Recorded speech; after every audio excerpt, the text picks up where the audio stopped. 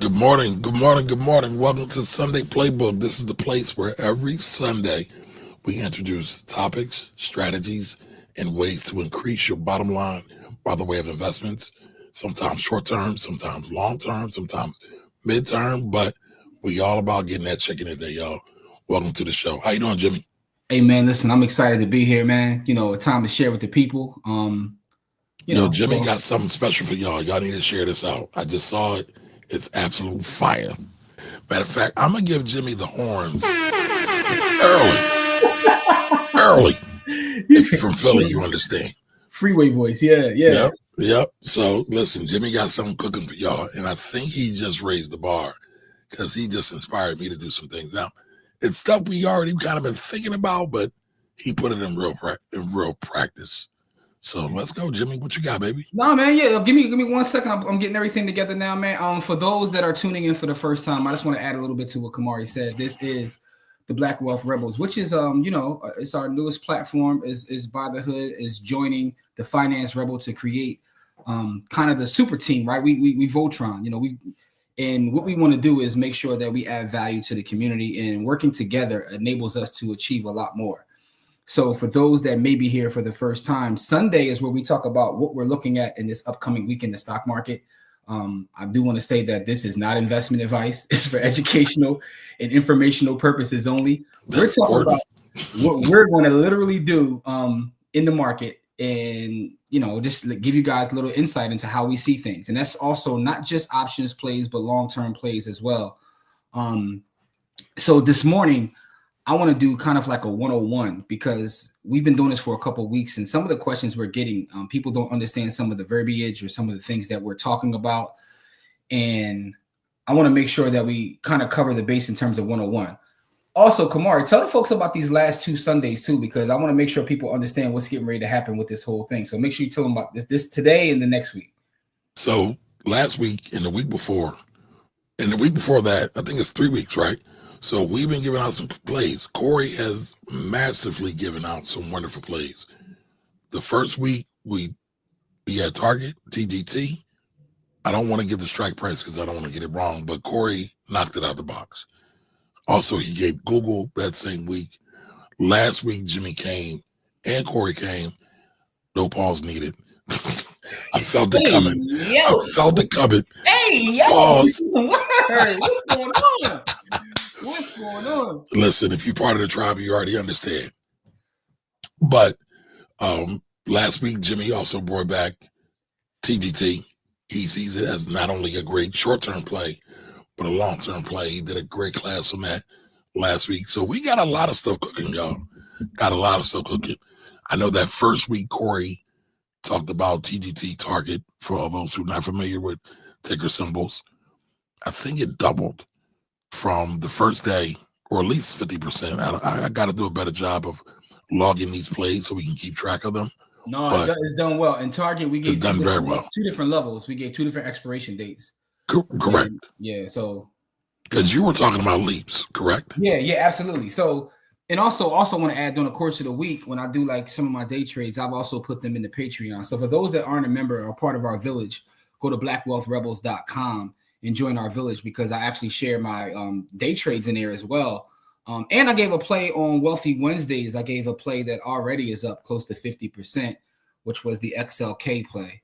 Just to put that out there. And again, none of this is investment advice. I'm telling y'all exactly what I'm doing, how I'm growing my accounts, and that's what it is. But I do want to make sure that we kind of give this little disclaimer and also a little bit of information before we get into today's class, because I want to make sure that people understand that today and next week we'll be on all the various YouTube channels. So we'll be on the YouTube channels this week, next Sunday, but after that it'll be exclusively for our Patreon members. And we're talking about the Sunday Playbook, not the other just the Sunday Playbook. Yeah, we're always going to create content that'll always be free, right? Because again, I'm not asking anybody, but my thing is, I ain't trying to sell you nothing, but I got some stuff to sell. You know what I'm saying? But I ain't trying to sell you nothing. My brother Corey is here busting a mean grub in our face like we ain't all hungry out here, man. Yo, bro, I've been on the road. He got that chicken. What up, Corey? No, it's not chicken, bro. What up, Corey? You know what I'm saying? The black man can't even pull up eating without Kamari bringing up chicken, man. Listen, man, chicken is chicken. Chicken and watermelon. That's all Kamari know.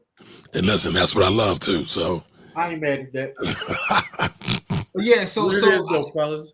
So here's what I want to say before we get started, right? Before Corey and I give out a couple plays that we're looking at this week or how we see in the market, I want to do a quick options 101 class. And I say 101, I mean the basics, but it's the reason I'm doing this because, and let me share my screen for a second. Let me go into, presentation mode. Yep. Presentation mode. All right, so you guys can see my screen, right? Yep. All right, so you got it. It's still in slide mode, Jim. Oh, well, my side is not. Let me see something. You gotta switch the screen. All right, hold on 1 second. Maybe I gotta switch what I'm sharing then. Hold on 1 second. Let me put it in the other mode and then try to share. But what I was getting ready to say though, come on, I'm gonna have to send you the file or something because for the presentation. All right, here we go. I got it. Or you can drop it. I got it. Okay. Slides and PDFs. There we go. What I was getting ready to say though, before I even get into this, is that this is some of the basics, and this is kind of what we've been asked for. Because some people were watching the shows and they couldn't understand some of the language of what we're talking about. Now we're going to build on this, and if you're in our Patreon, I'm going to create a whole collection of nothing but options classes that go from this being the first one, just the basics, and then we're going to build on this, get into more advanced strategies such as cover calls, spreads, go deeper pause into the Greeks, and just do a lot of learning as it pertains to options. But this is just the first of that full set. Kamari is processing now because I'm uploading the entire document to our thing. So I'm just, want to make sure I give a little bit of context before we get into it, because here we go. Now you can share it. And now we can cook. Oh, this is even better. I can do this right on StreamYard. All right, let's get to it though. So, all right, James, real quick, do you want to do it or you want me to handle it for you? I got it, good brother. Let's make sure I got the ability to. Yeah, I got the ability. You do. We both do. We Gucci then. Yep. All right, listen, for those that are here live, if anybody is here live, please leave us a comment. You can ask questions. I'll answer any questions as we get to the end of this. But please, if you are here live, just do me a favor. First of all, to say hi. I mean, that's the least you can do is speak to us and whatnot if you're here with us early on a Sunday morning. But just letting you know one more time before I get started, this will be chopped up. This specific part of today's class will be chopped, and it's going to be its own class within the Black Wealth Rebels page. And also, you'll get a copy of it if you're a member of the Black Wealth Rebels. So you'll get a PDF of it so you can refer back to it, to do further research, to study and do all these specific things. So we want to make sure that, everybody's a member of the Black Wealth Rebels. You'll get a copy of this presentation and this video. So anyway, all that being said, let's get into it. So this is Options Trading 101. So this is our comprehensive course on options trading. It will take you from a novice to a confident trader. And we're going to start with basics today, but eventually we'll get into advanced. But this is Options Trading 101. Now, the one thing I want to say is if you're going to get into trading options, you have to understand that it's kind of a commitment. And I'm going to say something in the beginning of this that will probably rub some people the wrong way, Pauls, which is that everybody shouldn't trade options. Everybody should not trade options. Your temperament might not be set up for trading options. In fact, I personally believe most people shouldn't trade options. And you're probably asking me, how are you giving an options class and telling people they shouldn't trade options? But that's literally how I feel. Because the thing about options is no one is a master. Everyone is a student. I'll repeat that. No one is a master. Everyone is a student. Let me start you off with a little story real fast, right? So my wife had a friend who was getting married, right? And they invited us to the wedding. I had never met the husband or whatever. And they're close friends, and it's out of town. So we traveled to this, I don't know what Kamari's doing right now, man. You pulling my presentation down. Keep going. So anyway, we go to this wedding. My wife and I go to this wedding. And I get to meet her friend's husband or soon-to-be husband. And we're having a talk. And we're having a conversation like men do. We're talking about sports. We get into investing and all that. And he tells me that he's mastered options trading in the last 6 months. And I said, excuse me? He said, yeah, I started trading options about 6 months ago. And now over the last 6 months, I've become a complete master. I've mastered options trading. I said, okay. All right. So again, I don't get in debates with people. I just say, okay. But then I went and told my wife, I was like, yo, this marriage isn't going to work because either this guy is delusional or he's a compulsive liar. Just one or the other. And she's like, what do you mean? I said, he told me he mastered options. She said, that doesn't mean anything. I said, this marriage won't work. Make a long story short, 3 months later, they got it annulled. The marriage didn't work. But actually, I could have told her that from day one because nobody masters options in 6 months. It's impossible to do, right? So that's why I said it's a commitment because you have to understand macroeconomics, microeconomics. Now, some will say you can focus and not have to understand all of it, which is true. But in the beginning, I feel like you should see how what happens in the market affects everything in everyday life. There's certain things that happen in the world, and I know something's getting ready to happen based upon market activity. We're in the markets every day. Even if we don't trade every day, we're seeing what's going on in the markets every day. So if you want to become an options trader, just understand that you're going to have to allocate time and energy to studying, right? You're just not going to pick it up one day and just be great at it. You have to consistently study to be good at options. Now, with that being said, just a little bit of background about options. Like, so what are options contracts, right? Options are contracts that gives you the right to buy, which is known as a call, or to sell, which is known as a put, an asset at a specific price within a set time frame. Now, it gives you the right, but not the obligation. And something else I want to talk about as we get into this, which is what does it mean to own stock, right? Because sometimes people look at stock as like something that's separate from the ownership of a company. When you own a share of stock, you own a company. I don't care if you own one share. If you own one share of McDonald's, that means that you are an owner of McDonald's, right? Now it could be millions of shares out there, but you have one of those millions of shares, which still makes you an owner of a company. Now, an options contract gives you control, not necessarily ownership, right? You have control over a contract for the right to either buy or sell at a specific price within a set time frame. So think about the difference between ownership and control is the difference between an option versus owning the underlying stock. So remember, there's calls and there's puts. So just understand that, right? So there's two main types of options contracts. You have call, which are your buying rights, and put, which are your selling rights. Some of the key characteristics and some of the vocabulary that you may have heard us mention over the last weeks, which confuse some people, are things such as strike price, premium, and expiration date. Because, we got on here and we're just having conversations and we're throwing these things out there. And some of the feedback was, well, we need to go back to the very, very basics. What do you mean by strike price? What do you mean by premium? And what do you mean by expiration date? Right? So you're buying, again, control over a contract that gives you control over, most of the time it will be 100 shares, right? And you have them at a certain price. So let's just say, for argument's sake, that the SPY, the S&P 500 right now is trading, a little bit below 600. It's like 590 and some change as we record this.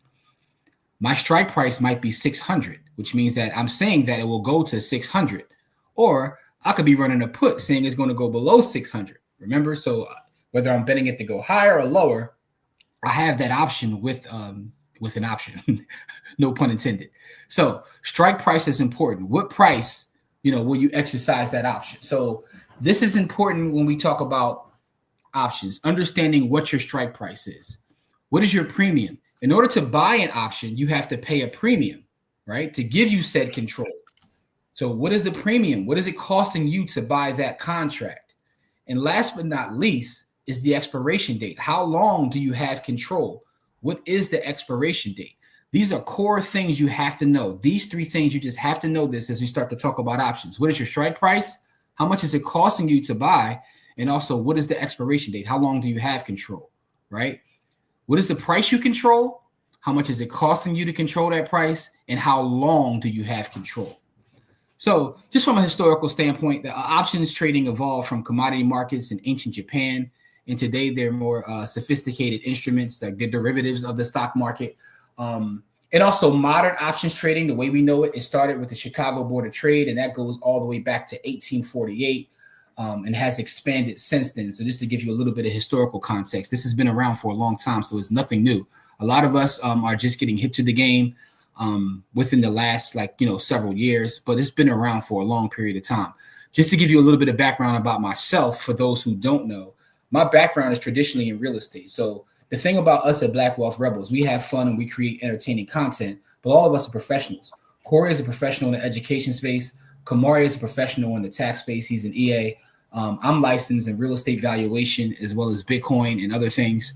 But I've been trading options since 1997. So that's how long I've been trading options. I'm old and washed. I'm not a young guy. But with that being said, I do have experience trading options. And if I'm being very, very transparent, I've been trading options since 1997. I was a teenager trading options. I didn't really get I wouldn't say good at it until about maybe 5 years ago, right?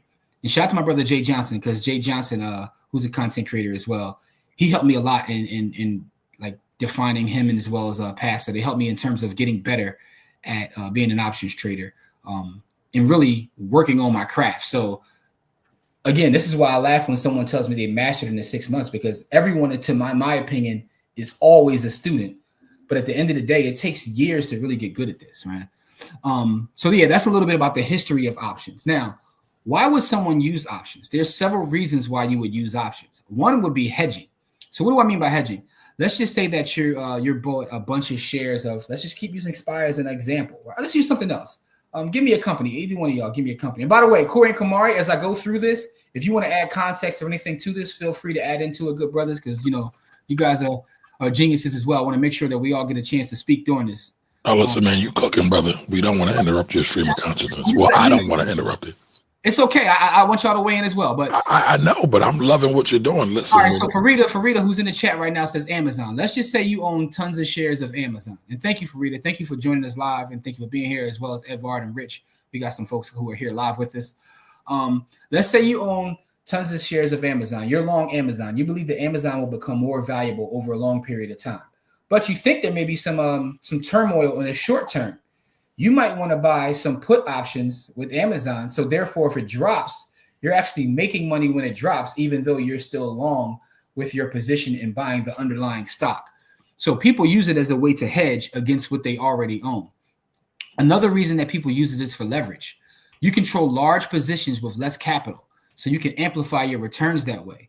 Instead of buying, 100 shares of Amazon, you can buy a couple contracts that each contract gives you control over 100 shares. So you can leverage up and be able to make more money. I'm going to talk about a strategy that allows you to do that in a little bit later in this presentation, but that's another reason.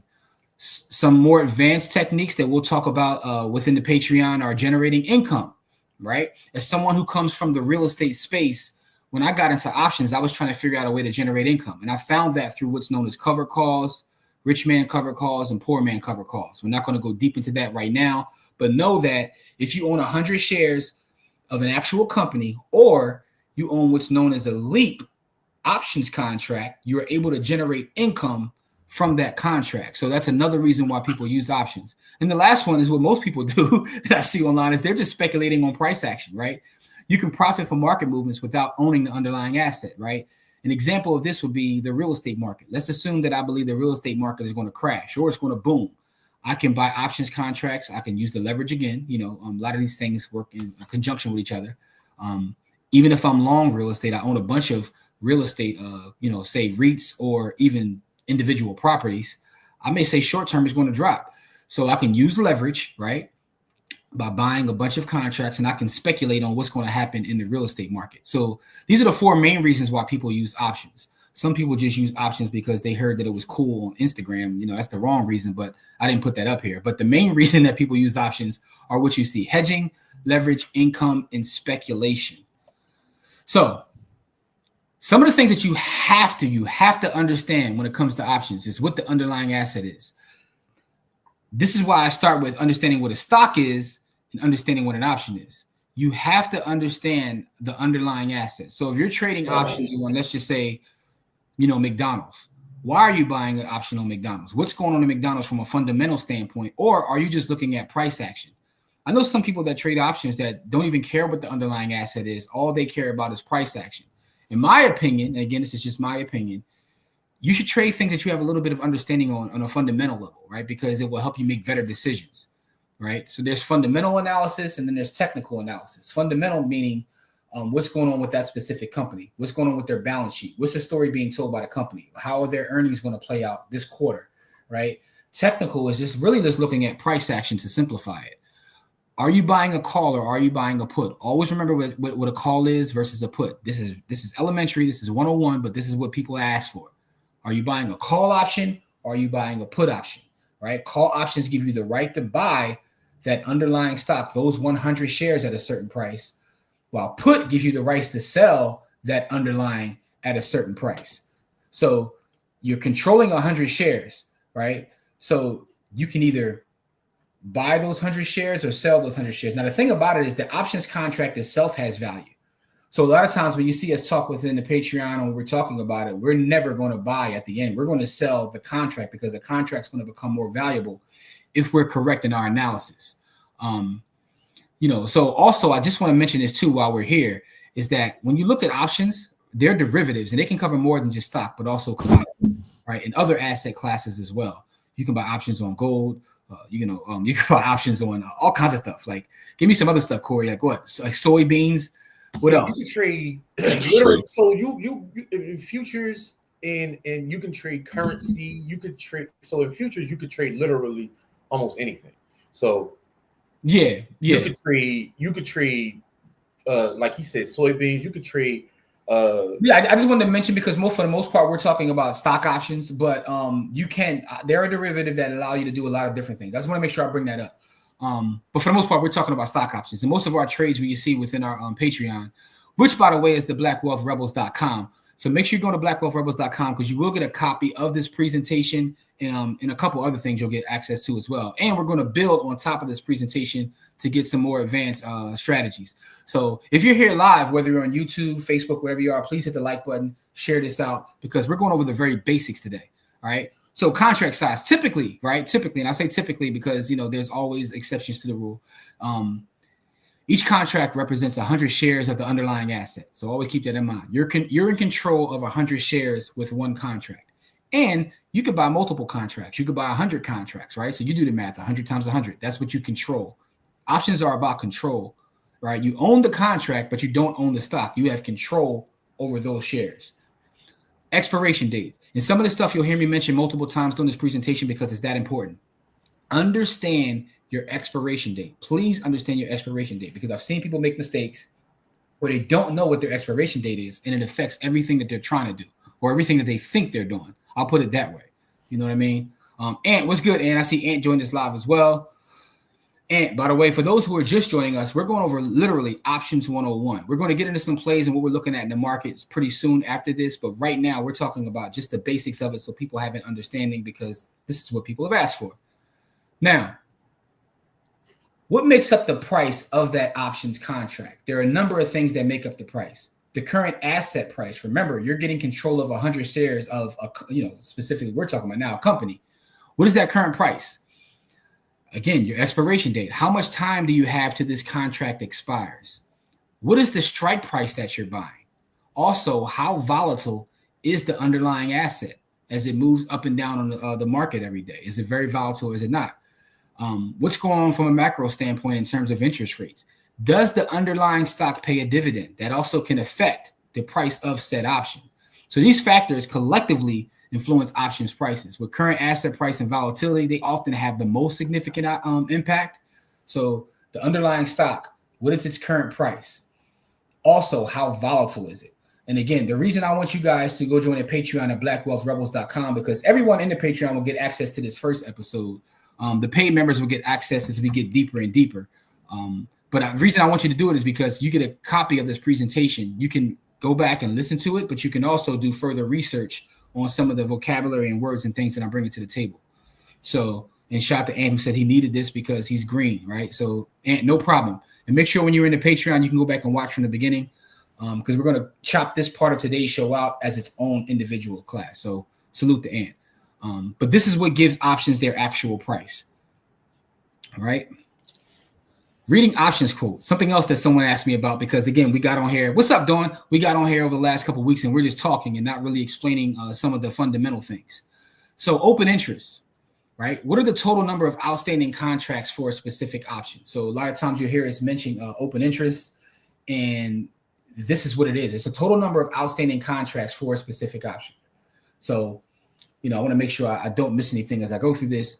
the volume. You'll hear Corey mention this all the time. Corey actually gave an example of a screener that he used. One of the things that he did within the screener is, I think he used 2 million contracts or more, Corey, something like that. Yep, for volume. He sets his at 2 million. Corey won't trade anything that doesn't have at least 2 million in terms of volume, contracts traded during a given time period. He wants a lot of volume, right?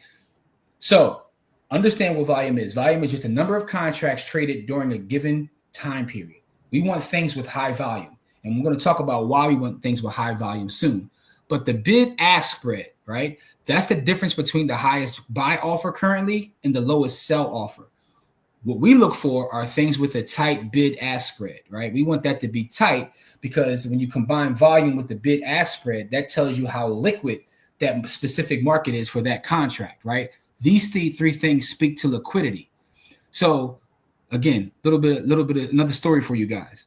When I first got into the market in the early days, back in the 90s, right? I made all the mistakes that everybody makes. I said, I want to trade penny stocks, right? Because you hear about these stories about people getting wealthy with penny stocks. I had several penny stocks where my analysis was right. It shot to the moon and I couldn't sell to anybody because there was no open interest. There was no volume. So I'm sitting there and it's looking like my contract is worth a bunch of money. I can't get to the money because I didn't understand exactly what I'm speaking on right now. And that's some of the problem that you often find when you're dealing in penny stocks, but some people like to, go chase waterfalls and they don't stick to the rivers and lakes that they used to. So, so that's what you'll find, right? So also you want to understand volatility. How volatile is that specific asset that you're trading? Shout out to Jamil who just pulled up from Detroit.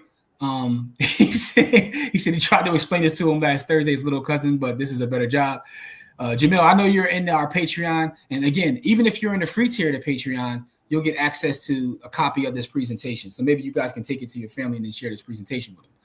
Now, the option Greeks. We're not going to go too deep in this because each of these might be their own class, but just want to give you guys a quick understanding of things that we look at. Now, I'm going to be completely transparent with you.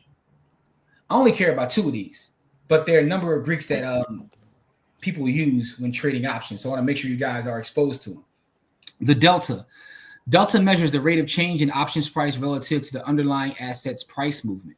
When we're trading, depends upon whether we're selling or doing calls, but I'll be completely honest. Most of the time I have like a bullish bias. So I trade calls most of the times. I'm looking for things that the delta is close to 100 as possible, but I won't even trade anything if the delta say below like 60. I'm looking for something 70 in a perfect world. But anyway, the delta just measures the rate of change in an options price relative to the underlying asset's price movement. Now, what's gamma? It's the rate of change in delta for every point move in the underlying asset. So that sounds a little confusing, but let's just say we're trading Target, which is the play we're all looking at. This price of Target, the actual stock, as it moves up $1, what does that do to the value of said option, right?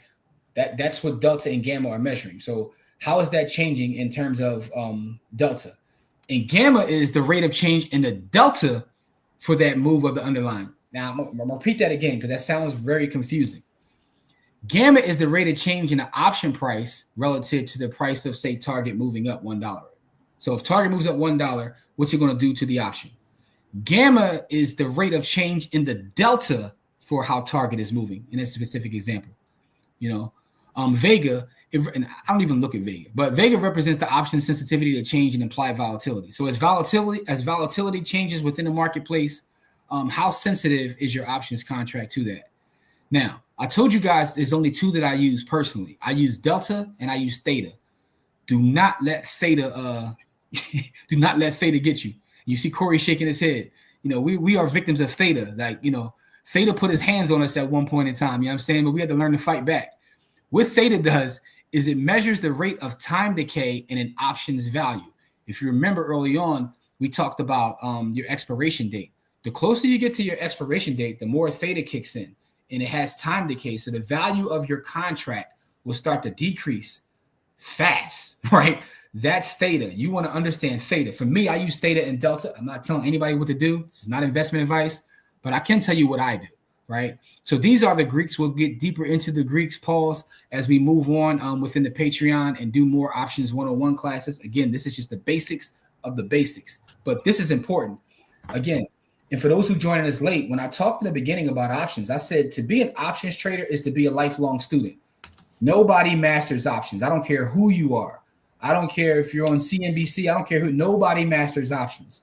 So you're a lifelong student. So we're not here today to make anyone an expert options trader, just to give you guys a little bit of vocabulary and, to help you guys along the way as you go down your journey of options trading, because we were asked to do this because the last 2 Sundays we just, kind of got on and started talking options. Theta puts the pause on your contracts. I like that, Edvard. That's a simple way to put it. Yeah. See, this is why when I say I won't trade an options contract that doesn't have at least 2 or 3 months on it, that's because Theta put the pause on a lot of my contracts that would have been successful trades had the Theta decay not kicked in and smacked the crap about my contract. Now, what I do sometimes if I have a shorter contract, because sometimes I will trade shorter contracts, is that if I'm not seeing what I want to see immediately, but it's not going against me and hit my stop loss, I'll do what's called, I'll roll it out, which means I'll put more time on the contract and allow it to do whatever it is I want it to do. Great point. And I'm glad you brought that point up, because I'm just give you a little bit of vocabulary. When you're again, it's calls and puts, right? So if I say that, if you hear someone say they have a long call, that means that they want to profit from the rising price, right? So that means you're long on the stock. You believe that it's going to go up. A long put is the inverse, right? You profit from the price of the stock falling. Then you have short calls and short puts, and then you have cover calls, which is a more advanced strategy that we'll probably do an entire class on in itself. So, but what Corey's saying is that sometimes he'll make a short call, but he can then turn it into a long call, because the longer that he gives himself to be right, the less Theta will have a chance to, as Edvard said, put the pause on his contract. And Edvard, I'm still in that for now on when I teach. It puts the pause on you. K Diggy's in the building. Salutations. What's up, K Diggy? Again, for those just joining us, we're going over options 101. Options 101, the very basics. So if you missed the beginning of this, go back and watch the beginning. What are the risks in options trading, right? This is the part that people don't tell you when they show you their screenshots on IG, right? There's risk in trading options, which is why the very first thing I said as we started this is I honestly, in my heart, believe that most people probably shouldn't trade options. I do want more of us to get into this space and to understand this space, because it is a way to build wealth. But what I do know is, just looking at data, most people are not in a position to do so, because this, again, takes time, and it takes you to be a lifelong student. You're making a commitment when you want to be an options trader.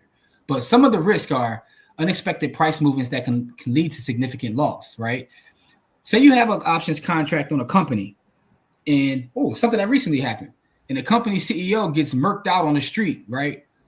What happened to that company's stock price when he got the murder, death, kill game was laid down? For those that may know, yeah, right. That's something that you couldn't have predicted. If you could have predicted it, I want plausible deniability. I don't know how you could have predicted it. That means you knew something, but that's either here nor there, right? Fact of the matter is, that's a risk. It's a market risk. Things in the market happen over time, right? Now, the leverage risk. We talked about leverage earlier from a positive standpoint. You can leverage up and make a lot of money. But guess what? It can work against you as well. If you're leveraged all the way up, buying options, and it goes against you, then you have the potential to lose more money. So it works both ways. Just understand that. Pause. Liquidity risk, right? Difficulty in entering or exiting positions in thinly traded options. That's why we talked about volume. That's why we talked about the spread. Those things we talked about in the previous slide. There's a liquidity risk if you're like me and you're starting out by trying to get rich quick by doing penny stocks. It's a risk, because you can't exit the position. Even if you're correct in your assessment, if you can't exit the position, who cares? So there's a liquidity risk in trading options. How do we minimize that liquidity risk? By doing exactly what Corey told us a couple of weeks ago, looking at things with high volume, looking at tight bid-ask spreads. That's how we minimize that. Time decay risk, right? Options lose value as they approach expiration, potentially becoming completely worthless. How do we handle that? Theta. We want to watch the theta. We want to give ourselves time as we continue to trade. Some of you guys will see me in our group, and I'm saying I'm trading 0 DTE, and 0 DTE means 0 days to expiration. That means that I'm literally buying a contract for an option that ends that same day. And I do that often with SPY. But I understand how theta kicks in with that. Now I'm looking at theta on a daily standpoint and not necessarily a weekly, a monthly, or even a yearly standpoint. Be careful doing that. It took me years to get to the point of being able to understand and trade 0 DTE. So, but theta is something that you have to pay attention to. So these are the things that give you risk when you're trading options. The market risk, things that's happened, unexpectedly price movements that happen in the market based on maybe something in real life or maybe an earnings call, right? Let's just say you have options in a company and the earnings is coming up and it's bad earnings. That could just completely ruin your trade. How do we minimize that? We always look at what's coming up. Who has an earnings call? Sometimes we get out the way. Another real life example. Some people had SPY. They were long SPY, right? Literally. This just happened a couple days ago. They were long SPY. Jerome Powell got on the microphone, opened up his mouth, said a couple bars, and you saw the biggest red candle. It dropped. People lost a lot of money. Now, if you were on the other side of that, you're smiling. And I think that's also important to understand when we talk about trading options. There's always somebody on the other side of the trade. There's always somebody on the other side of that trade, right? And again, this isn't a get rich quick thing. That's why I said it takes commitment. So I know a lot of you, want to hear about, all the great things and the screenshots, and we do that too, right? And I'm not going to front. My brother Corey told me that the only reason he uses Robinhood is because he screenshot sharing, right? So well, not that we won't do that, but when you come to the Black Wealth Rebels, we talk about wealth from a holistic standpoint. And we try to be very transparent and honest with people. It's not just pie in the sky, run the play behavior. We want to give you the real. You can lose a lot of money doing this. Point blank, period. And I know Kamari will co-sign this, Corey will co-sign this. We'd be terrible if we didn't share that with you guys, right? Kamari is speaking through the Jamaican air horns this morning, so I hear you, bro. Yes, sir. All right. So some platforms and tools for options trading. There are a lot of different things that you can use. I know a lot of people are, Robinhood. Jim, real quick. I don't know if you covered this or if I missed it. Did you talk about open interest and the importance of open interest in options? Yes. Right. So, and I'll go back. Open interest here. We talked about that. The total number of outstanding contracts for a specific option. We talked about open interest in conjunction with volume and bid-ask spread because these are the things that make sure that there's liquidity in the market, right? So we did mention open interest right here. Okay, I'm sorry. Okay, it's all good, bro. This is why we're here together, man, and make sure we talk about the things that we have to talk about. All right, so getting back to these platforms and tools, right? There are a lot of tools you can use. None of these platforms are paying me, but I just want to bring these up. Interactive brokers. I know institutions use this, and we use it for our investment club, Interactive Brokers. But it's interactive brokers. It's a professional grade platform, and it has advanced charting and analysis tools. Right. Some folks want to go that deep into the game. They start using IB. Me personally, I'm right in the middle where you see Thinkorswim. I'm a Charles Schwab. Actually, Charles Schwab owns Thinkorswim now because they purchased TD Ameritrade, which is where my account was. But now that's what I use. I use Thinkorswim. So I'll be, again, transparency. I trade on two platforms. I trade on either SoFi, and with SoFi, I'm only doing leaps. And then my day-to-day trades are on Thinkorswim, also Charles Schwab. Why do you do it that way? I'm sorry, what you say? Why do you do it that way, Jim? I like to separate my leaps from my day trades because you don't want all of that stuff in the same account. Yeah, you don't want it all in the same account, right? I look at it as being two different things. I look at leaps as being more of a long-term position, and I look at my day trades as being just that, like short-term swings and day trades. I keep them in one space, and I keep my leaps separate from them. But Thinkorswim is excellent because you get it just being a Schwab member, and it has a lot of educational resources and a lot of information that allows you to do studying and analytics with. Now, Tastyworks is also a good one. They're options focused, and they have streamlined trade execution. So they're also good as well. They create content about trading on YouTube and such. So that's a pretty good platform. Me, I'm right in the middle, though. I use Thinkorswim through Charles Schwab. Now, I do want to say this, and this is no shade at people that use Robinhood or all those things, but I think that there are better platforms and platforms with, that to me, I think there's a big three, not just big me, it's actually a big three. So my fault. Come on, I can't help with my hip hop references, bro. Listen, that was a great Kendrick reference. All right. So anyway, but there's a big three. There's Charles Schwab, there's Fidelity, and there's E-Trade. I think those are to me, for the average retail investor, I think those are the three best. Interactive brokers can be a little bit confusing when you get over there, unless you're really into the space, as well as Tastyworks. But I think that the big three, Charles Schwab, Fidelity, E-Trade, if you have any of those, I think you're good. listen, I don't hate Robinhood the way that some people hate it. I think there's problems with Robinhood, but they're getting better. They've added things over time. But to me, I have a love-hate relationship. I hate certain things about the platform because it kind of gamifies it, and it gets people into the space where they think they're just playing the game and not necessarily taking things serious. But the thing about Robinhood is Robinhood allowed me to get family and friends into the space where other platforms didn't, because it's less intimidating. So it has allowed me to get people into the space, and then eventually they graduate from just like, say, using a Robinhood or M1 or some of the newer platforms to using, quote unquote, like big boy platforms. So, and Farida said she started with TradeStation, which is very robust. But starting with TradeStation is very similar to starting with Interactive Brokerage. And that's kind of what I was saying, Farida, that TradeStation is also excellent and is very robust. But for the average person just getting in the game, it can be some intimidating. And the problem with those intimidating things is people just shy away and they don't want to invest at all. That's why I said I have a love-hate relationship with Robinhood, because I couldn't get people just to invest in stock, forget options.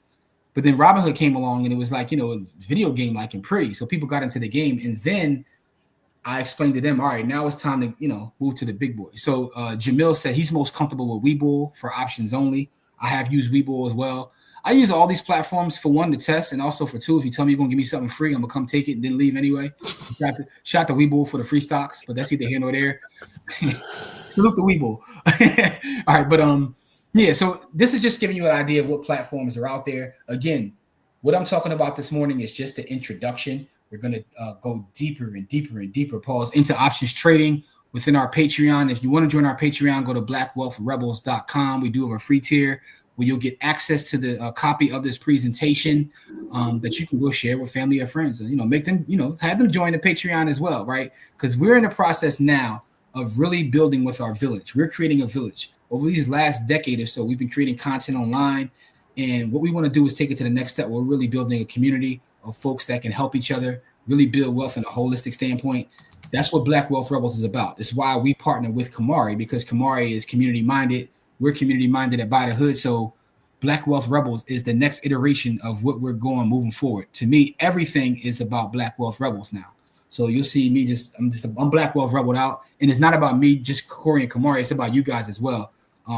We appreciate everybody who's joined us thus far, and it's going to get better and better. I was in the Patreon this morning, making sure that everything is up to par, and we're going to continuously add content, whether it's entertainment or educational. Sometimes we come on here and have fun, right? Now, last part about this presentation is this. To me, there are 3 must-read books, and I'll put links to these within the Patreon as well. I know some people look at the dummies books and say, "Yo, really, Jimmy, you want to give me a dummies book?" I think as it pertains to this specific topic, this dummy book. Oh, shout out to Zoe. Jamil just invited his younger cousin Zoe, into the platform. Zoe, what's up, Zoe? Welcome, Zoe. Welcome. Yeah, man. 9-year-old Zoe. Listen, Zoe, we talking about options right now. Options 101. Jamil will help you watch the full presentation from the beginning, because I'm getting ready to end and we're going to talk about what we're looking at this week. But getting to the 3 must-read books. Some people are like, "Yo, Jimmy, you really gonna recommend dummies books?" All the books out there, and I'll be completely honest with you guys. I showed Corey a list of the books that I have the other day, right? I have read hundreds and hundreds of books on options trading, and out of those hundreds of books, I've come to the conclusion that these 3 are the ones that people should really get into, and 2 of them are dummies books. The technical analysis for dummies is excellent. Fundamental analysis for dummies is excellent, and it's in a way that the average person can understand. If you guys have ever read anything in the dummy series, you know that they break things down, to the very elemental level. The next one is intrinsic, right? Look, Kamari showing his dummies book. Now, Kamari, you're never going to stun me when it comes to books. I got books on me too, bro. The last one right here, I know you do. The last one right here is The Leap Strategy, which is by a book written by a guy named Mike Wynn. It's called Intrinsic, and I'm not getting paid for this. I don't know who Mike Wynn is. In fact, I've been trying to find Mike Wynn on the internet. He doesn't exist, so I really think this is Nancy Pelosi writing under a pen name. But this is a powerful book. This is a powerful book that explains how to use options, why to use options, and his specific strategy as it pertains to leaps. And I keep it next to me, literally. So here is the physical book right here. That's how good I think this book is. So to me, when someone asks me, and people ask me literally, I shouldn't say every day because that's not true, but every week, at least once a week, people say, "Man, where should I start?" I give them these 3 books. And a lot of times people laugh. I'm like, man, you really gonna give me a dummies book? I'm like, yo, start there. Now, Jim, would you start with fundamental analysis first? The way that it's on the screen is how I start. Fundamental analysis first, left to right analysis, then get into the leap strategy in the book called Intrinsic. So these are my 3 recommendations as it pertains to books and 101. As we build on this 101 series, we'll get deeper into the Greeks. We'll get deeper into specific class. On everything that we showed today, we're going to have a class on just that thing, whether that's open interest, whether that's delta, whether that's gamma, whether that's theta, whether that's bid spread. So we're going to have specific classes about all of those things to kind of like, do further analysis. But today was just about introducing you into some of the things you have to understand as we get into options trading, because these last several weeks, me and Corey got on here, we were talking about plays, and Corey gave out crazy plays that worked very well. But some people were like, yo, I don't know what you mean by strike price. I don't know expiration date. I can't read an options chart. So we're going to do all of that within our Patreon, which is blackwealthrebels.com. Now, again, this right now is streaming on the YouTube channel of the Finance Rebel by the Hood, as well as Black Wealth Rebels. Make sure that you go and subscribe to all those YouTube channels, by the way. Zoe, appreciate you being here. And Zoe, listen, Zoe, pull up, join our community. We do have a free tier. Go to blackwealthrebels.com, join us there, because we're going to be really taking time to make sure people understand the spaces that we are proficient in, right? I'm not going to come on here and talk about futures. I'm not going to come on here and talk about Forex, because I don't do that. I'm actually a student now trying to learn Forex. Shout out to all my Forex instructors like Brianna. But when it comes to options, I do this. I trade every day. When it comes to Bitcoin, I stack Bitcoin every day. When it comes to real estate, I had a closing on Friday, and what I'm saying, I got a meeting as soon as I get off here. Like, I do these are the things I do. Corey is an educational professional. He creates educational content. Kamari is a tax professional. He's an EA. And for those who don't know what an EA is, look that up. So we're going to bring you specific strategies that we use, that we do. We're not going to talk about things we don't do, but we're also going to have fun within our Patreon. And if you guys have any sort of specialty, we want to bring you on to educate as well, because, again, we're talking about building a real community of like-minded folks. We're not looking for everybody. I don't care whether we got 50 people or 50,000. We want the right people, right? We want to build the right community-minded only. That's what we're talking about, right? And also, as we move into 2025, Black Wealth Rebels will also be outside in the community doing give backs and doing things to help Black-owned businesses. So that's our goal of working together, right? So with that being said, I hope you guys got something from this Options 101. I'm going to, this will be by itself, not the whole video, because we're getting ready to get into some specific stuff that we're looking at. But this specific part will be by itself as a standalone class within the back office, and I'll have that done today with the accompanying PDF, so you have a copy of the presentation in case you want to go talk to family or friends about it. Because, again, we want to make sure we get as many people as possible invested in something. You got to be doing something. You dig? Anyway, anything you guys want to add further, Core, Kamar, before we move on to this week's plays and whatnot? No, man, listen. No, you did a wonderful job, Jim. Wonderful. You hit just about all of the flash points for everything. I will say this. The thing that you didn't mention about, well, you probably did mention it, but maybe I wasn't paying full attention. But you have to, and I mean have to, protect your capital at all costs, especially when you're doing options trading. That's an excellent point. We talk about that literally every Sunday. Percentages matter. And when you talking about percentages, you have to trade in a way where your percentages, if you're wrong, do not kill your account. The reason why most options traders fail or quit is because they let their options trade lose out to 100%. Don't ever do that. And you know what? We're going to talk about that as we build further. We're going to talk about, Corey, we're going to have a whole class on the fizz zone, right? Right? Because the fizz zone is something real. The thing about options that I do want to also add to this is that a lot of this is really mental. It's really mental. I'm not a perfect options trader. I make money trading options, because if I didn't make money, I wouldn't be doing it. But I still fall victim to a certain thing that I fall victim to all the time, which is the greed monster, right? I have a strategy where I try to make minimum 30% going up. And if I get to 30%, a lot of times I cash out. For those that have been around me and that have traded with me and see me trade, I get 30%. And it's a saying in our other community, like, Jimmy gets 30% and he's Forrest Gump. Because Forrest Gump took off running. That's me. But sometimes what will happen is I'm like, yo, my analysis was so amazing that I'm gonna sit around. I want 50, I want 70, I want 100%, right? And I get greedy. I had a play like literally about a week and a half ago. I had a play where I was up 40%, and I said to myself, I'm gonna get 50 and run. Now I'm going against everything that I do. Within a couple minutes, I went from being up 40-something% to being down 30. You know what I'm saying? Like, so I still struggle with that part. And I'm, again, being transparent. I still make mistakes. No one's perfect. But that's why I said I'm a lifelong student. But it's really about working on that mental side. And that's what Corey's talking about, your stop loss. One of the things that helped me the most with that is one of my teachers, like Tone, who taught me a lot in options trading, told me, he said, look, man, do you want to be rich or do you want to be right? Because what he recognizes, a lot of times I'll do like this, all this studying, and I'm like, I need to be right. He's like, look, you got to cut sometimes. It's not about being right. It's about being rich. So you got to figure out how to use like your stop losses and things like that to protect your capital, like Corey said. So, and then when you actually get into studying options, you realize some of the greatest options traders, some of the most profitable options traders, 40%.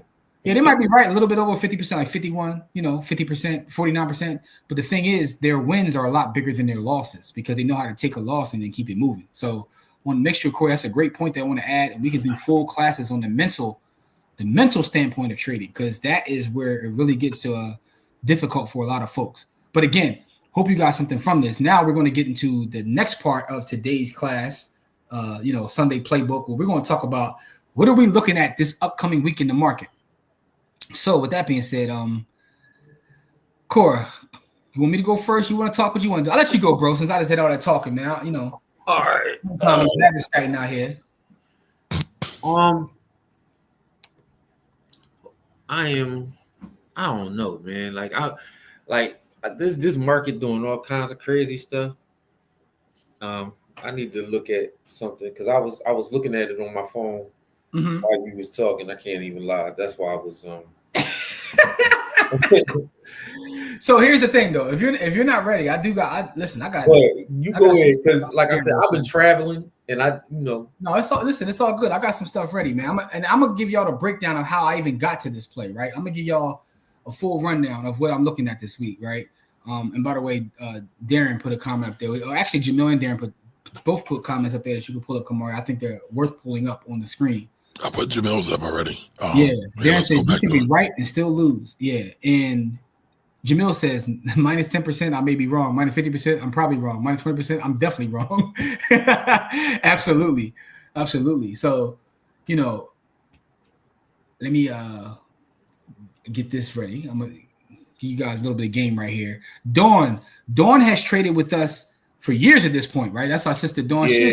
She is an international realtor. She's a sister who sells real estate internationally. So, anybody looking to buy an island, that's who you holler at. And I'm not even joking. That's not cat. Yeah, Listen, you need to make that a shirt. If anybody's looking to buy an island, hit up our sister. Call Dawn. Buy an island, call Dawn. Dawn sells islands. But anyway, she traded with us for years, though. She says, me on Amazon putting the entire 11-book dummy series on my trade. No, listen, they are excellent. And I know a lot of people because the thing is, you got a lot of pretentious people that trade options, right? A lot of academics and whatnot. And what I realize is most of the academics that go that far, they don't even make no money because they be so caught up in, being an academic. And I'm like, no, get to the basics, get the dummies book. If you really want to really understand, get the dummies books, right? Now, I'm going to tell you guys how I actually got to the play I got to. One of the things that I do is follow sectors. I have sectors set up in, let me share this real fast. I have sectors set up in my trading view where I look at entire sectors. And here's what I mean by that. I'm going to share this real fast. So Kamari, you can pull this on the screen. So I look at entire sectors, and I got this set up in my trading view. So if you can see the screen there, the first thing is SPY. I always look at SPY, but I have the real estate sector. I have technology, financial, healthcare, utilities, energy, industrial, consumer staples, consumer discretionary, retail, and communications are the sectors that I follow. So yesterday, I'm just doing a scroll of the various sectors, and I'm looking at different technical analysis on those specific sectors, right? And what popped up for me was consumer discretionary. I was looking at consumer discretionary. So now, where do you go from just looking at consumer discretionary? Like, what does that even mean to be a consumer discretionary? Consumer discretionary, right? I mean, I wrote down some notes just to make sure I explain this to you guys. So you can follow consumer discretionary by looking at XLY, and that's an exchange traded fund, and it gives you results that correspond to the consumer discretionary side of the S&P 500. So it includes things like retail, consumer durables, apparel, hotels, and restaurants. The top holdings, I'm gonna give you guys the top 10 holdings of XLY. Number 1 is Amazon. Then you have 2 Tesla, 3 Home Depot, 4 Booking Holdings, 5 McDonald's, 6 Lowe's, 7 TJX, which are the TJ companies, 8 Starbucks, 9 Nike, and 10 Chipotle. Right? This is consumer discretionary. So there's consumer staples and there's consumer discretionary. So what I'm looking at is these companies. So the first thing I saw is the sector pop out. And the reason I gave you the top 10 is because it has more than 10, but those 10 make up 72.4% of the entire assets in that fund. So I went down those 10 and I started looking at the charts of those specific 10. And what stood out to me was Lowe's. I'm going to tell you why. Now let me pull this up. But I'm giving you guys a rundown of how I get to where I'm getting to. So I'm looking at Lowe's now. That's a fire bar right there. Shout out to you, Zoe. All right, so here we go. So I'm looking at Lowe's now, and I'm looking at Lowe's on all kinds of different charts. I'm looking at the daily chart, the hourly chart, the weekly chart. And what I notice is I'm looking at the various channels I have set up. So I have my Keltner channel, well, I have my 200-day moving average, and then I have standard deviations away from. So this is the average here. That white line is my average. And these are standard deviations either going on the low side or the high side. Not trying to get too deep into the woods. Simplify it again. I'm all about the dummies books. When it's on the low side, I'm looking for it to bounce back. Again, as someone who loves statistics, everything regresses to the mean. That's something they teach you in your first day in statistics. Everything regresses to the mean. So if it goes too high, I'm looking for it to come back down to the white line. If it goes too low, I'm looking for it to come back up to the white line. Not saying that that's perfect, but to me, this has worked for me over the years. It's simplified the process. And it's at my purple line. When something touches my purple line, I'm looking for a green candle, which I got on the last trading day. This is on a daily chart. I'm like, okay, so now we might be on our way back up to my white line. To keep it simple, I'm just using line colors now to make it very simple. So I looked at Lowe's. I'm looking at, the RSI down here. It looks like it's getting ready to curl. If you can see that, when RSI curls up, that means that it's on its way going up. If it's curling down, it's going down. Right now, it's a little bit flat, but it looks like it's getting ready to curl. And it's the relative strength index. And again, we're going to go deeper into that, into options 101. But this is what brought me to Lowe's. First thing that brought me here was looking at the sectors, then looking to see what's trading within the sector. So another example of that would be if, say, pharmaceutical sector popped up for me. I would then go say, what are the top 10 holdings in pharmaceutical? I've done that before. I might see Eli Lilly, might see Johnson & Johnson. Then I'll go look at that specific chart. So I looked at this one. It brought me to Lowe's. I'm looking at Lowe's. And I'm like, okay, Lowe's fell. But is Lowe's a solid company? Is Lowe's going anywhere? All right. Something else you might want to look at too, just putting it out there. Again, we're looking at the market. We're not giving investment advice. I'm watching Lowe's. But if you want to watch Lowe's, what else should you be watching? Not a trick question, y'all. Target. Home Depot. Home Depot. Because they moved, the correlation to them is very close. Yeah, right. There you go. Right. Looking at Home Depot. Charts the same. RSI also looks like it's about to curl. It also fell down to my purple line to keep it simple, and it bounced from my purple line. So honestly, I'd be willing to take a trade at either one of these. Now, let me tell you what I'm actually going to look at in terms of a contract, and I'm going to pull that up now. And by the way, because it fell all the way down to the purple line on my daily chart, I'm looking to put a little bit of time on this. I will put time on this trade. I want to see which ones are out there because, again, and if you guys didn't see last week's episode, you can go watch that was 12:15, and I'll show you guys some of the tools that I use personally that I've created. I have tools that I've created to help me analyze stocks. I gave all that out, and it's for free on YouTube, by the way. I'm giving way too much for free on YouTube, man, because I'm gonna keep it 1,000 with y'all. I disagree. I know you do. But I'm gonna tell y'all that God's honest truth, and Corey can confirm this, man. When me and Corey do consultations, we charge $1,500 an hour, and we get it. But again, we want to be community minded, so I'm putting everything out there. I don't care. It is what it is. But let me look up this contract for Lowe's and Home Depot just to give you guys an idea of what's going on. Which will tell you our consultation tier on the Patreon is that's community minded because yeah, Corey ain't live, bro. All right, so with that being said, though, right now, Lowe's has 2027 options out there, right? Lowe's is trading for $248.52. So for me, right now, this is more expensive side. I'll be looking at a $250 call in January of 2027. That's how much time I will put on it. Now, average person is not going to do that, right? And Dina's a master trader too. I could tell just by her post that she knows what she's doing, because she says if you look at Lowe's daily chart, it just hit a trend line. This is true. But looking at Lowe's, if I'm going long term, for those that got capital, right, and I'm not telling you to do this, I would be paying for a $250 call is $4,250 per. So how you figure out what that's going to cost you? $4,250 times 100. That'll be about $4,000 for that one trade. Now everybody don't have $4,000, and that's cool. But on a minimum, I'll be looking to at least February or March. So let's just see, what is the February going for? February $250 on Lowe's is going to cost you $1,000. A March on Lowe's is going to cost you about $1,200. So for me, and again, this is just me, I would go to at least February. So here's what you got to write down, Kamari. I'm going to give you a contract, right? Or someone could put this in the chat for me. I know Dawn knows, we going back old school. We put the contracts in the chat. What I'm looking at is ticker symbol Lowe's, LOW, $250 call for February 21st, 2025. As an aside, for those that are with us on Wednesday, and again, we stream live on YouTube and Facebook. We stream live on Wednesday and Friday. Every Friday, we do a Bitcoin giveaway where we give away Bitcoin every Friday. If you just, kicking it with us, it's random for the folks that are in the crowd. But our Wednesday show, we call it Wealthy Wednesdays, and we're going to really allocate that to talking strategy about products and things like that. Still a little ratchet behavior, but we're going to talk about those things, right?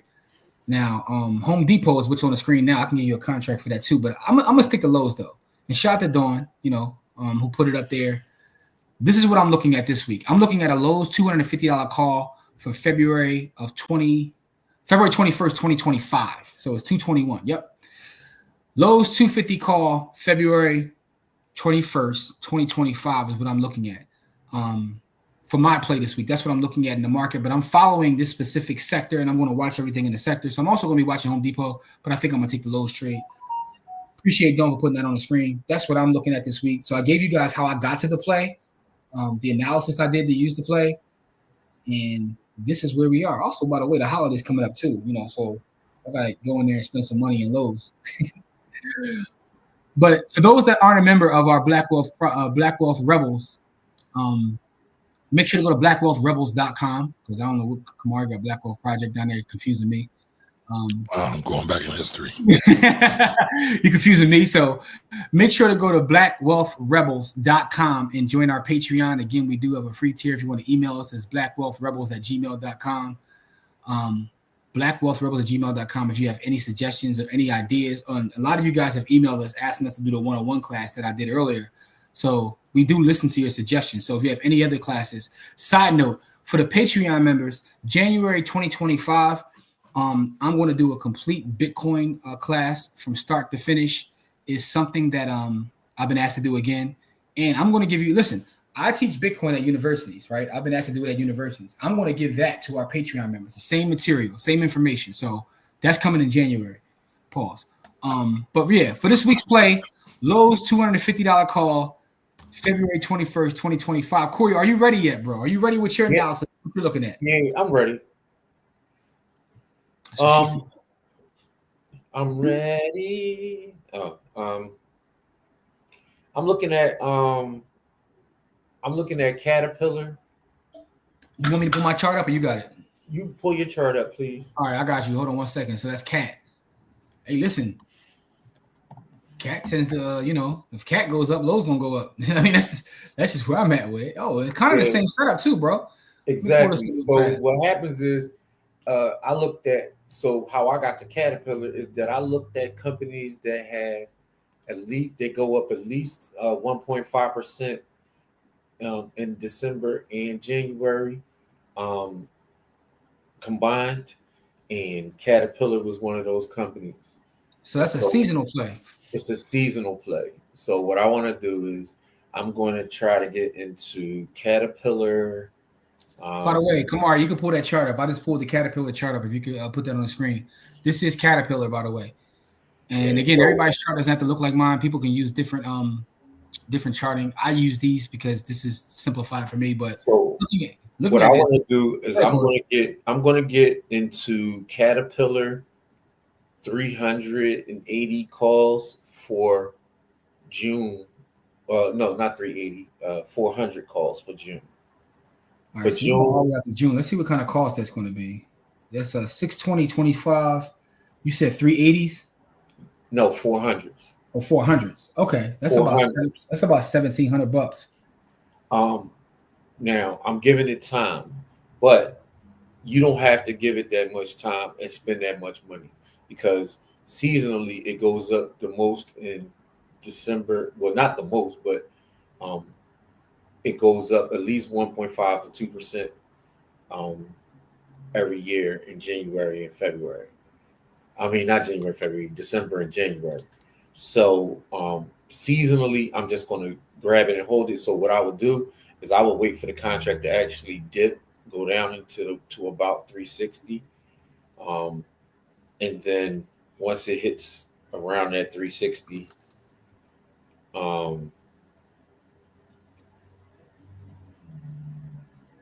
then take profit. No, once it's at 366. Okay, we're 367 looks like right now, 367. So if it takes a dip and hits that 360-ish area, then I'm definitely getting in. If it just runs off and takes off, then I'll miss the early part of that and I'll wait for a retrace back. Okay, so what Corey's talking about now, and again, I know I keep saying this, but it's true. It's probably worth his own classes. Don't chase, right? Because sometimes what happens is you get up in the morning. We're talking about this on Sunday. The market's closed. You get up on Monday, and sometimes these things, like for instance, I said Lowe's, but let's just say Lowe's jumps up 2-3 points when the market opens. I may not take that trade. This is why you also have to be in the Patreon to see what's going on. Listen, K Diggy, here's what I'll tell you. I haven't given a presentation over the last 10 years that I haven't quoted a Locks bar or used something from the wire. In fact, I posted one recently. But what about pause? Oh, absolutely. I've said pause. I shouldn't say this in a public forum, but I've said pause. You saying pause at these good white people's universities? White and black. It's not even. It's funny because me and Kamar were talking before we came on, and he said something, and I paused, and I was like, he was like, yeah, I guess it's the same way, behind closed doors as it is on air. I was like, because what y'all don't understand is it's in my subconscious now. I don't even think about it. But anyway, K Diggy, to answer your question, yes. Rap lyrics and pause get said in those spaces. And by the way, K Diggy, you can go to my Instagram. I put up a recent post when I was just speaking in a bunch of stodgy academics. I was in Amsterdam. They got all kinds of wire bars. So, I share that too. But with that being said, buy for $1, sell for $2. Corey is looking at Caterpillar, ticker symbol CAT, the $400 calls. His analysis says that December and January, that company tends to go up in price. So therefore the options should, kind of follow suit. He's personally looking at June, but you can move that up. I will go to December with that as well. I mean, February is that as well. Yeah, I mean, if you want to go to the Februarys, I don't know what the February contracts look like. I'll tell you what they look like. February 21st, 2025, a $400 call, $600, $660. Yeah, that might be more suitable for most people. Yeah. Because they have earnings January 29th. And so basically what that's telling me is that they run into the earnings for this quarter. And by the way, I'm just going to give you, I should have put this in a way I could share it. Let me see, because I'm looking at, and by the way, I'm looking at my notes. I got my notes over here for you guys. Like I wrote down some notes. Because I was also doing a study on a couple of different companies, like Apple. I looked at Apple, Visa, Goldman Sachs. Another company that you may want to take a look at, I'm not trading, but I'm watching it, is Walmart. And let me pull up Walmart's chart. As Corey calls them Wally's World, because this popped up too as I was doing some analysis, WMT. And again, I'm just sharing with you guys, what's going on. Walmart, we know Walmart's not going where it's a solid company, but they've been falling. This is the daily chart right here I got, the last 3 red candles. So I'm just watching it right now. I want to see where it falls. So again, proving my thesis, it went up to this purple line. Everything regresses to the mean eventually. And then as time goes on, that, historically, that average has been going up. But that's why markets, they ebb and flow. So I'm watching Walmart just to see what's going to happen with it. So put that on your watch list too. That's another good thing you can do is look at your watch list and put things on your watch list and then pay attention and then get good entries on those things. When I get in trades, again, for those that are in the Patreon, I share that within the Patreon when I do specific trades. That XLK play, man. I hope somebody took the XLK play. I gave it out Wednesday, man. I'm looking at that thing right now, man. That thing, for the paid members, if you'd have took the XLK play, that'd have paid your membership for 3 years. But that's neither here nor there. If you'd have took Corey's Google play, you could have been paid for the next half decade. But that's neither here nor there. I'm not bragging, but again, the fact of the matter is we're doing these on live YouTube, so anyone can go back and take a look at it, right? We're moving off of live YouTube in a couple weeks, but this is 3 Sunday playbooks we did. This is all on the public, you know what I mean? So we putting ourselves out there because, again, I'm not going to be right 100% of the time. My analysis is going to be crack. I'm a crack analysis. My analysis is going to be cool, but the thing about the markets, it's going to sound crazy too, but it's the actual facts. Nobody knows what's going to happen. Right? We're using historical data and we're using our trained eye to figure out what we think is going to happen, but nobody knows what's going to happen because the markets are emotional. You know what I'm saying? Warren Buffett might get up tomorrow and just fart or something, and next thing you know, the whole market drops. You know what I'm saying? Like markets are ridiculous like that. But what we can do is we can use our live life experience, what we see on these charts, what we see fundamentally, and make decisions. So, but I'm telling everybody in terms of Walmart, it popped up on my list to watch because it's falling right now. What else popped up? So I did a couple of things, man. I'm also going to be playing Spy this week. I play Spy every week, so you'll see that for those that are in the Black Wealth Rebels. If y'all in the group, y'all see that as well. What I'm going to do to Spy, me and Spy going to go rumble.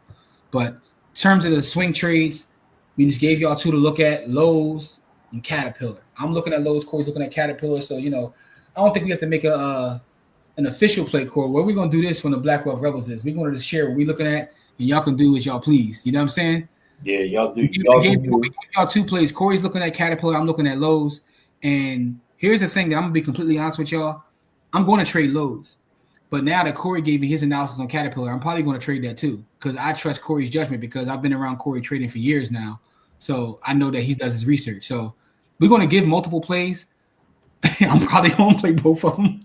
But y'all don't have to play any of them. Y'all could just use this for educational and informational purposes only. Like just see how we make our determinations of what we do. And the great thing about options is you can buy multiple contracts. But go ahead, Corey. Something else I would look at closely is McDonald's. I'm gonna pull. I'm loving it up real fast. Shot to Pusha T.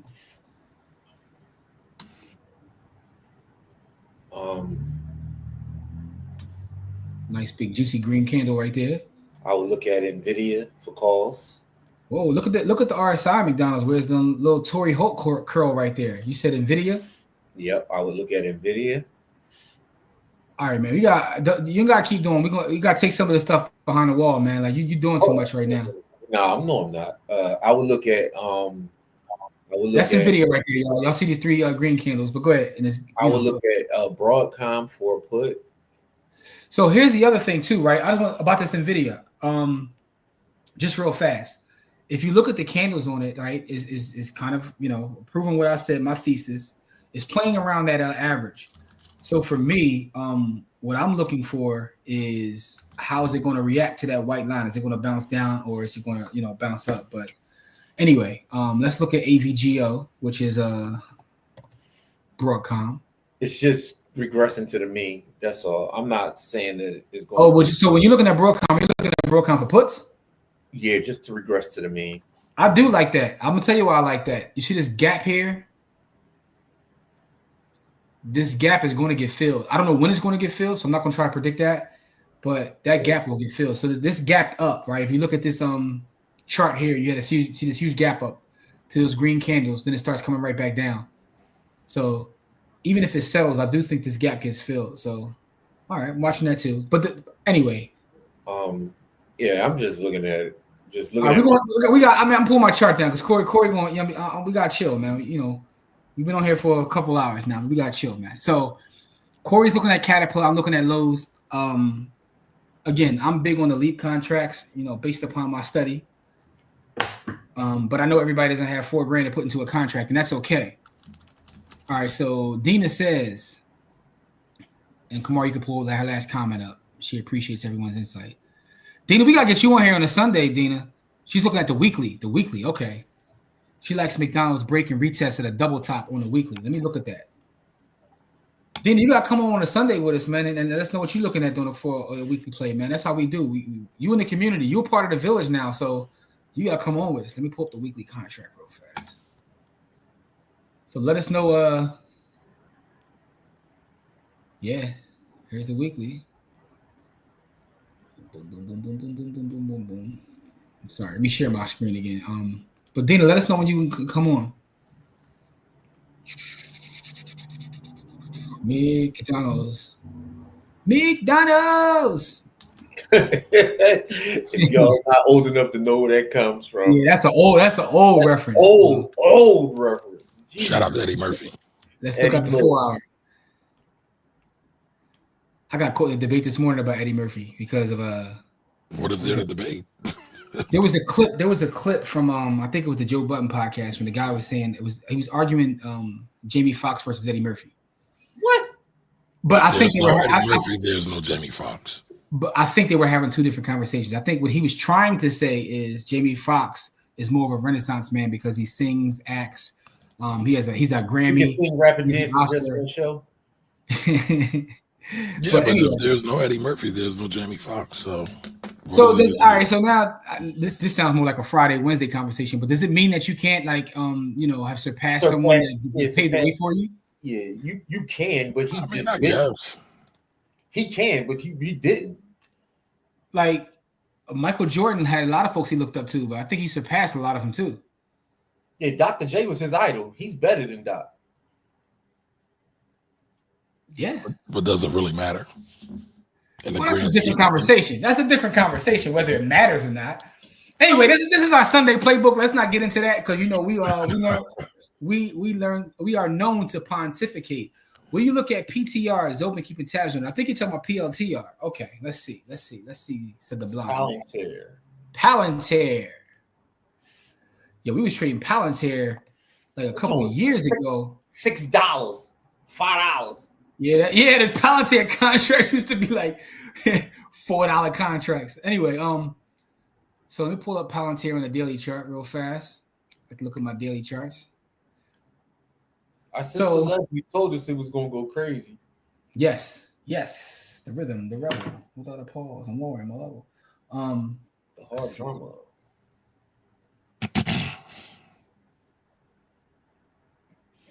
All right, so let's see. Also, looking at the U.S. dollar index chart, I like the markets to go upward this week because the U.S. dollar index chart is moving downward. Are you watching the VIX? No, just the just the USDA. Okay. All right. So real quick, hold that point real quick, Corey. Let me finish what he's talking about Palantir. I want you to go back to that point. For me, though, I'm not saying it's not going to continue to run, and it's also something we should mention. You got to be okay with not catching every trade, right? I'm not saying that it won't continue to run, but right now I'm not getting in because it looks like it's already started, and I don't want to come in late to the race and then get clapped when it regresses back. So for me, I'm not I'm not touching it right now. I don't know, Kamari having technical difficulties and he's controlling the screen, so he's tripping right now. But with that being said, though, Core, I want you to break down what you just said about looking at the dollar and how that affects what you're going to do.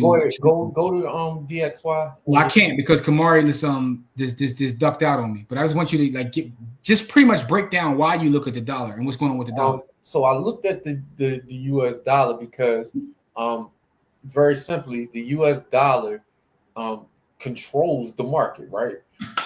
It controls the U.S. markets because when the U.S. dollar is going up, it means that everybody's debt is more expensive, which means companies that are not so good, bad companies, their price will fall. And if the dollar shoots up a lot very quickly, then all the markets will fall. And so if you could bring up DXY on your screen, I got the USD. I got the US dollar here, but I can bring up DXY as well. But I'm looking at the dollar futures, but you want to bring up DXY, that's fine. Yeah, because that's on the market. Just and so when you look at DXY, when you see that the price of DXY shot up, you'll see that the price of everything else went down. So if you look at your chart, you'll see that when DXY started to shoot up in a meaningful way, that the prices of everything else, that's why you got the SPY and all of them that came down last week, because DXY was on a heater. And then when DXY started to cool off, that's when you started to see those things go back up. Okay. All right. I just wanted you to put that out there as well. But again, because it's not a one-to-one correlation, because sometimes when DXY going up, the markets will go up also.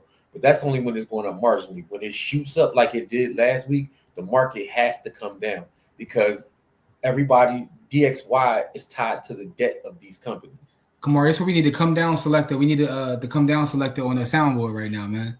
Come down, Mike Selector. All right, y'all. So not going to be here for a long time. We had a good time. I hope you guys got some value from the Options 101 class. For those that are a member of our tribe, you go to blackwealthrebels.com. I'm going to chop that up right now. I'm saying? I'm going to start the chopping this fable. I'm going to put the class by itself back there with a copy of the presentation so you can have both of those things to refer to. Also, Stack Sats or Die Trying, which is my weekly Bitcoin show. If you are in our Patreon, you get access to that early. You don't even have to be a paid member, a free member. You all get access to that early. It drops later in the week on YouTube. So just make sure you join, man. Like I said, there's no cost to join, but those that actually do pay do get more. You dig what I'm saying? And as 2025 kicks in, you're going to really see. We having live events. We're doing all kinds of stuff. So just make sure you're in the village, because we get to talk in a different way back behind the closed doors that we can't talk about on YouTube or Facebook. We get to, kind of let go. Probably use DXY and algos. There you go. So, all right. So Jamil says, Corey, did that have anything to do with Rome lowering rates but not guaranteeing any in the future? So here's the thing. What I'll say is yes. Right. Here's the thing. It sounds like a catch-all, but everything is kind of connected. Connected. There you go. That's the word I'm looking for. Everything is connected, right? So when you see that, absolutely it does. This is why trading options, as I said in the beginning of this entire episode, is not something that you just pick up and you just master real fast, because you have to pay attention to what's going on in the world.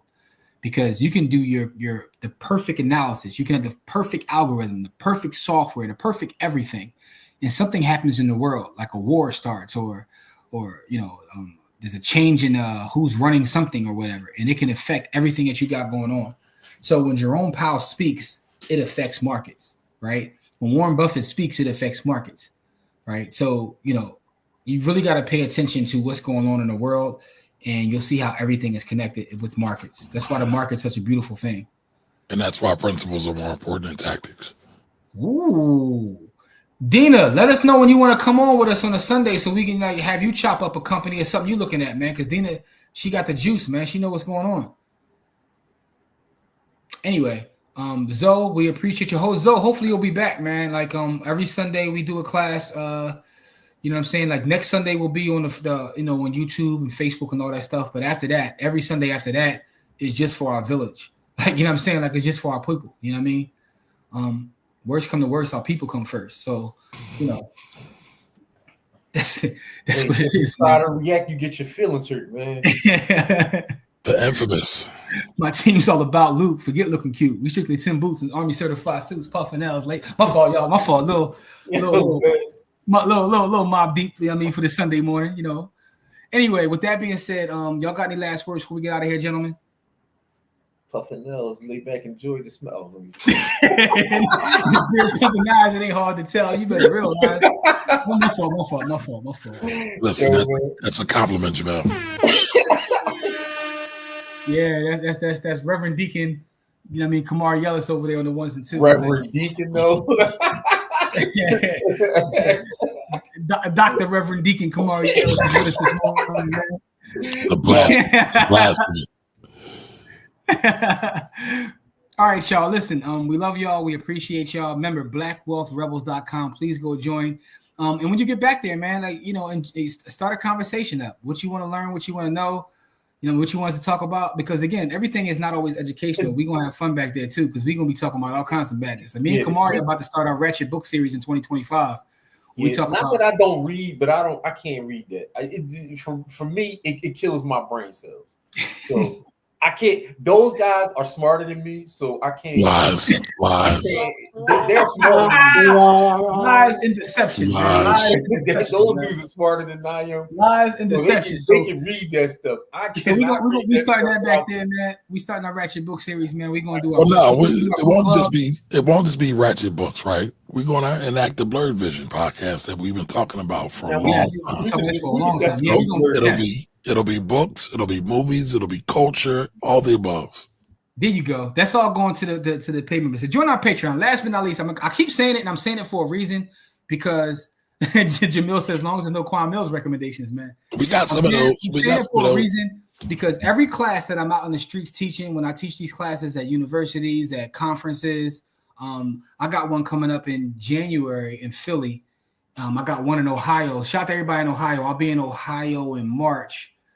I got one in Orlando already scheduled. So like when I'm out like doing this stuff, I'm bringing it to our people too.